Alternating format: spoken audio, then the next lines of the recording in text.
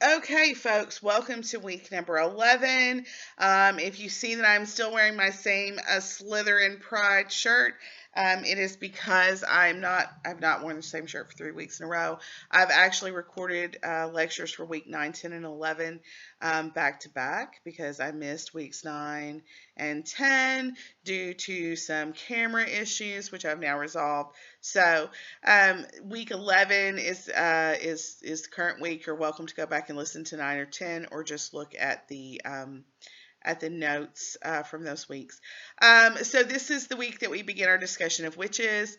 I have, at this point, I think, commented on all of the sources that you guys posted for me.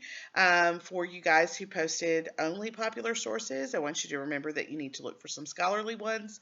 I cannot advocate enough for Western Kentucky University's library and the librarians if you are looking for sources. Please make your way to a discussion with them. You can chat with them online. You can do your research from the comfort of your own home. That's fine with me. No problem there. But if you can get into the library and get some face to face time with those guys, it might be extremely helpful for you because I am not the only instructor you're going to have who's going to require you to write a research paper. So, um, the sooner you make friends with them, the better. Um, I have your quizzes to grade. Your week quiz number 4 over monsters. I have those to get graded. I have been through the discussion boards, but I have not posted grades for those yet. I will be trying to do that later tonight and tomorrow. And so I should get you guys fairly up to date this week on what grades are. This is week 11. That means next week is week 12. That means that next week we will have 4 weeks left in class. One of those weeks will be a review, and one of those weeks is finals week. So, for those of you who are feeling frustrated and overwhelmed, guys, the end is really near. And if you are having difficulty, and I've heard from some of you who are, this is the point in the semester when the struggle is real. There are services on campus that you can reach out to for help. If you need help with mental health services, please call the counseling center. It is what they are there for, and they are happy to help you. All right. Every semester, I have students who don't do well, who fail, who don't finish the class, and it's not because they can't do the work. It is because they have some sort of mental health issue that really prevents them from being able to do it. So if you need assistance in that area, I want you guys to be successful. I want you to take advantage of the resources that are offered to you. I care, but I'm not a counselor. That's not my training. So I want to send you to someone who can help you more than I can. If there are questions about your research paper, I was a writing teacher and I can help with those things. I'm also perfectly happy to recommend the Writing Center here on campus. The Writing Center was located in Cherry Hall.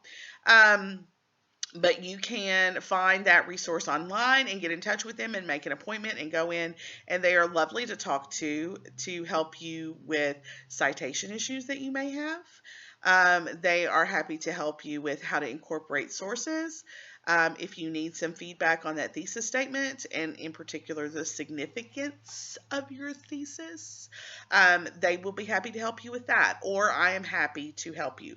Now, y'all are going to hate me. I know you're going to hate me, and it's okay. You can hate me. I'm big enough to take it. But you got a draft of your research paper that's due at the end of this week. Now, on that draft, the more complete it is, the more feedback I can give you, and the better you're going to do in the long run. I will accept detailed outlines, which means you have topic sentences for paragraphs, and you have pieces of evidence for why you feel like that's true. If you have questions that you want to clarify or ask me, it's perfectly okay for you to include those. But I'm telling you right now, the more complete these papers and these outlines are, the more I can help you and the better your grade will be. Okay? We all want you to make a good grade. I want to read an interesting and well written paper. And if you're one of those folks who thrives under pressure, and you want to write this paper the night before it's due, then write it on Saturday night and turn it in on Sunday, and I will go over it, give you feedback, and then you can do it again when it's actually due. All right. And you will have a much better grade and you will be much happier with the outcome. So pointing those things out, making sure that you know those things. And let's talk about some one other thing. A lot of your research papers seem to be leaning towards informative. It's great. I love information, but I also want you to analyze, okay? Analysis is taking something apart, explaining the parts, and then putting them back together. So you have to have some ideas about the implication of the information you're giving me. It is not enough just to tell me all about witches or Wicca or vampires or how zombies are made or how voodoo is practiced in the United States. All right, guys. I've researched those things. I need you to give me analysis, right? What do I do with this information? So should I be critical of the Marvel Cinematic Universe for borrowing heavily from other mythological traditions and then changing those to suit their own needs? Should I look at Bigfoot, Sasquatch, Chupacabra through the lens of eco-criticism? If these things are important enough for you to want to research them, they're important enough for me to read them, but you've got to tell me why that's the case. All right. And just a reminder, in this class, the goal is not to prove to me that ghosts or Bigfoot or aliens or vampires or Chupacabra or any of the others exist. It is not necessary for me or you to believe in the existence of these things. What we're doing here is learning about the culture that finds these things to be plausible or true. All right. So you're not going to approach your paper from a truth standpoint. You're going to be approaching your paper from the basis of what can be learned about culture through these beliefs or through these lack of beliefs. All right. So Maglioccio and sacred art and altars making things home. Maglioccio is talking about neo-pagans here. And a little background, contemporary neo-paganism has been around for about 70 years in the US and the UK. And other European neo-pagan traditions have been around since the late 1800s. So that's neo-pagans. Pagan religions in general are pre-Christian. And often the idea that they are pre-Christian is the appeal. People want to go back to the original. They are making a decision about what they feel to be authentic. And if you remember last week, I talked a little bit about why authenticity can be a very sticky proposition. So neo-pagan practices Neo-pagans practice religions that incorporate beliefs and rituals that are outside of the most popular world religions, which are Islam, Christianity, and Judaism. The neo part means new. All right, that part's important to understand because these religious practices are different from historical pagan practices, and there are different ways to understand the changes. First, if we think about world building, we talked about this a little bit with Slender Man. The idea that monsters are built on the monsters that came before. All right. We incorporate old ideas into new ideas to build something that's new. All right. That's how worlds are built. Nobody creates something that's brand spanking new that's never happened before. They take something that's already somewhere and they incorporate it in a new way. They give it a new meaning. They put it in a new context, right? There's nothing new under the sun. And so putting these things together in new and exciting ways is how worlds are built. All right. Happens in video games. If you're a gamer, there will always be backstory. There will be something that helps you to create and immerse yourself in the world that the gameplay takes place in. All right. And I find that video gamers know more about world building than a lot of other folks do because world building is so very important in their gameplay. Writers are pretty good at world building too, though. Don't get me wrong. If you are writing about a dystopian society, you've got to create your dystopian society, right? So we look to old ideas to find new meanings. All right. You can look at the Harry Potter universe, and I realize that J.K. Rowling is a very problematic individual. But if you look at the Harry Potter universe, you can go through and find many, many, many old ideas that have been incorporated in new ways and given new meanings. Um, there are certainly problems with this kind of practice as well. And I'm going to talk a little bit more about those problems a little bit later. And we'll also talk about more about those problems next week with our reading there. But we will talk about cultural appropriation and how that can be a part of our discussion here. There are many kinds of neo-paganism. Maglioccio here is talking about Gardnerian Wicca, which emphasizes the teachings of Gardner. And she talks about Celtic Wicca, which emphasizes Celtic ideas and imagery in its practice.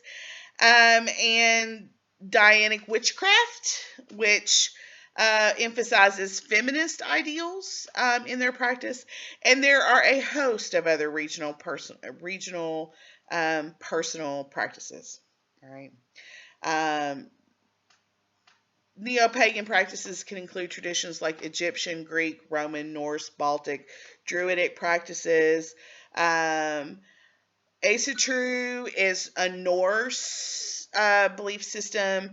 There are Viking religious revitalizers.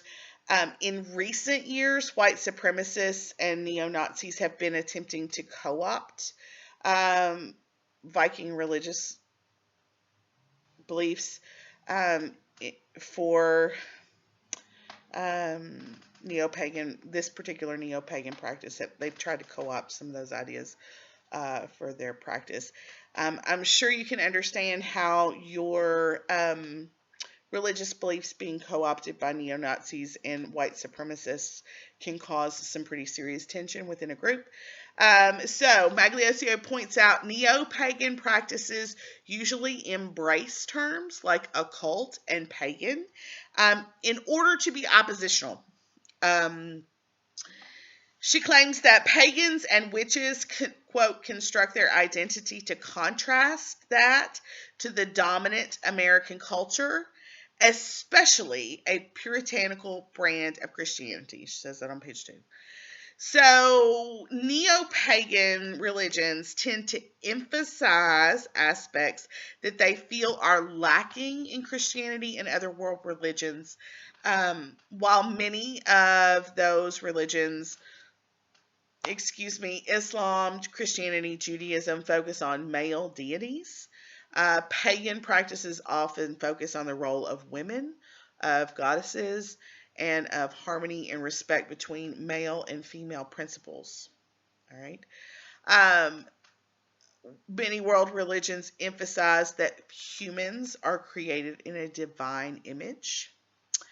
And thus, humans are above animals. And many neo-pagan religions embrace animals as being kindred spirits. Many neo-pagans see themselves as practicing an earth-based religion with gender balance, egalitarian policies, and life-affirming experiential theology.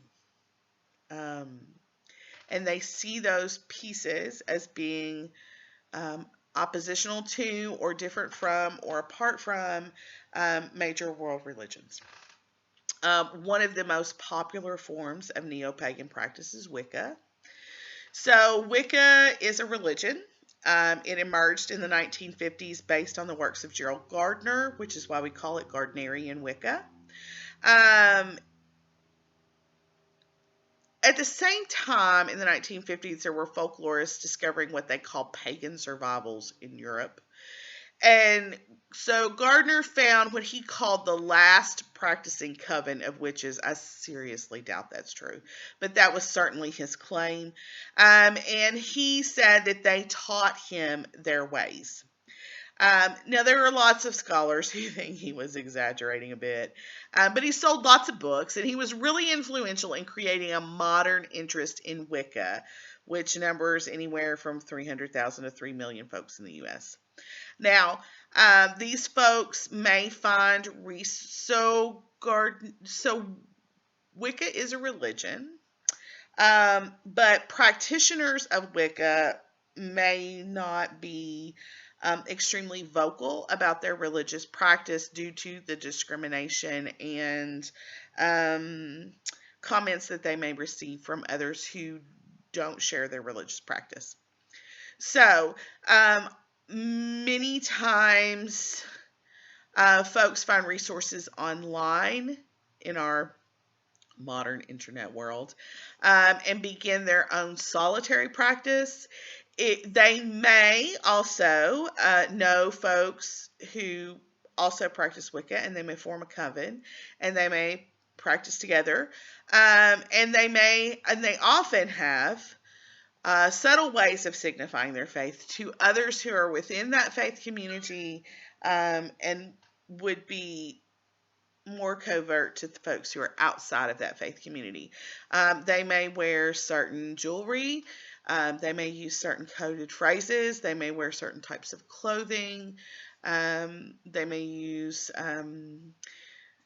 they may celebrate certain holidays that are different from Christian or Jewish or Islamic holidays. For example, celebrating Yule or Samhain, or um, you know, there are many ways that Wiccans practice that are not designed to draw attention to their differences from the popular culture. So Magliosi, and one of the reasons is, and Maglioso points this out, one of the historical periods that Wiccans feel particularly connected to is what they call the Burning Time, or the time in which Europeans conducted witch hunts. And their focus there is really kind of this neo-pagan resilience that endures and overcomes persecution. And this can be problematic, all right? First of all, most witch hunts that were conducted in Europe and here in the good old USA resulted in the deaths of Christian women who were somehow vilified by their community, and were not actually witches or herbalists. They were simply women who got on the wrong side of someone and were accused of witchcraft when they actually were not witches. So the idea that folks would call them witches when that was not their practice at all is somewhat problematic. There's also, but this is not really different from other groups who have a kind of self-serving sense of their history. In this case, what we can learn here is there's a connection. The connection in the movement promotes the empowerment of women, resilience, right, to kind of face this type of persecution and come through it, still being dedicated to one's beliefs, and also the right to kind of resurrect these practices as they see fit to do so, right? That's what practitioners of Wicca are sort of claiming for their own, with that association to what they call the Burning Time. Now, Maglioccio focuses on the material culture of neo-pagan groups, and indeed, there is a very rich material culture tradition from which to draw. I'm going to include some images on Blackboard, and just a reminder, folk art is defined as everyday art that we make. It can be fabrics, it can be clothes, it can be woodwork, it can be jewelry, it can be lawn decoration, tattoos, and the way we arrange stuff in our homes. See behind me, all right? For example, I have one picture here of a lady wearing a neo-pagan type costume. That is an example of folk art.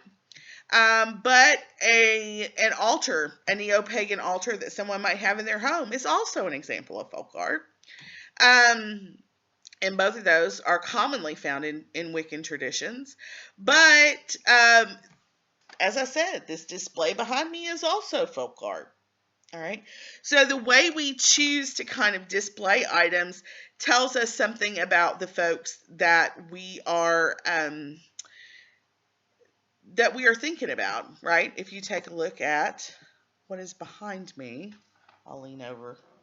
All right.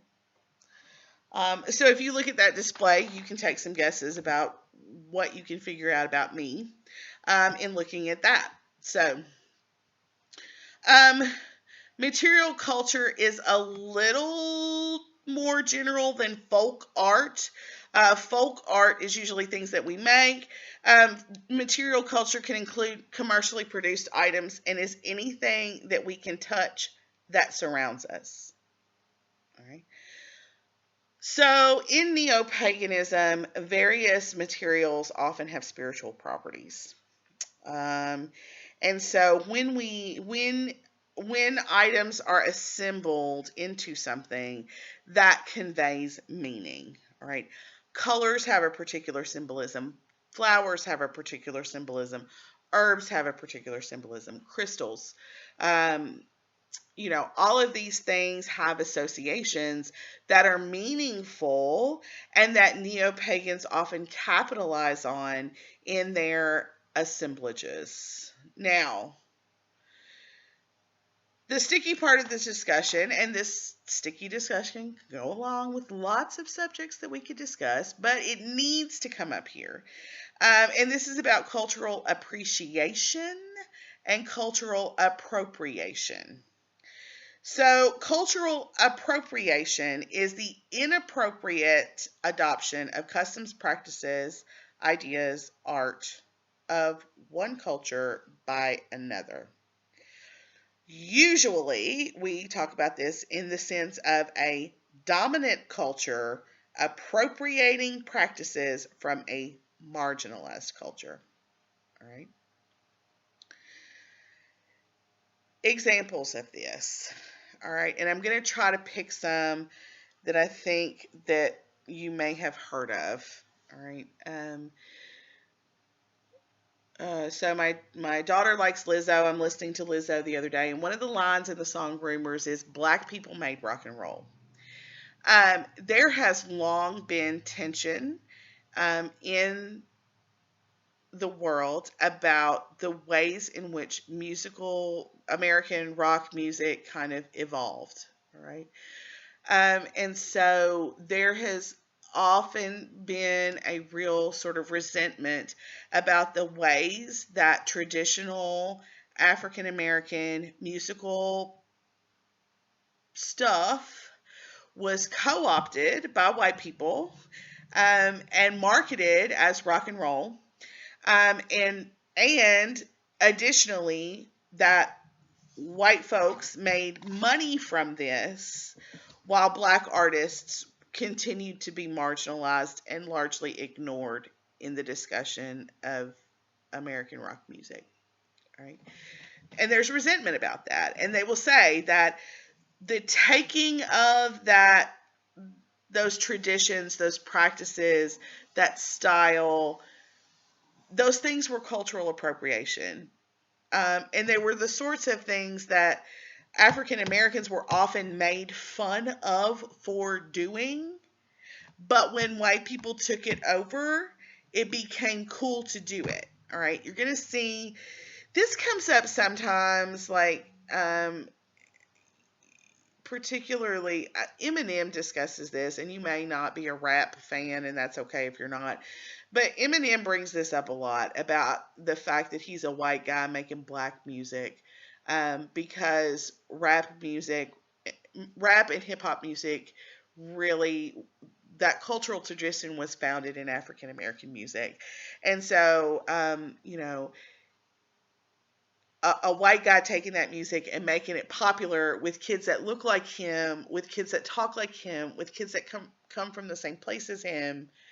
Um, he acknowledges how that can be viewed as cultural appropriation. And just because he acknowledges it doesn't make it right. But he's not shy about acknowledging it either. Um, Several years ago, Miley Cyrus wanted to wear cornrows, or Miley Cyrus did wear cornrows. And there was a lot of criticism from the African American community about her doing that. And her feeling was that she liked the hairstyle, she wanted to wear it, she wanted to popularize it. But the feeling within the African American community was that black hairstyles have long been um, one of the ways in which black people have been marginalized. Their hairstyles have been called unprofessional. They have had repercussions at work, at school, for the different ways in which African Americans wear their hair. And so, for a white woman to co opt that hairstyle, they felt was very inappropriate and very disrespectful.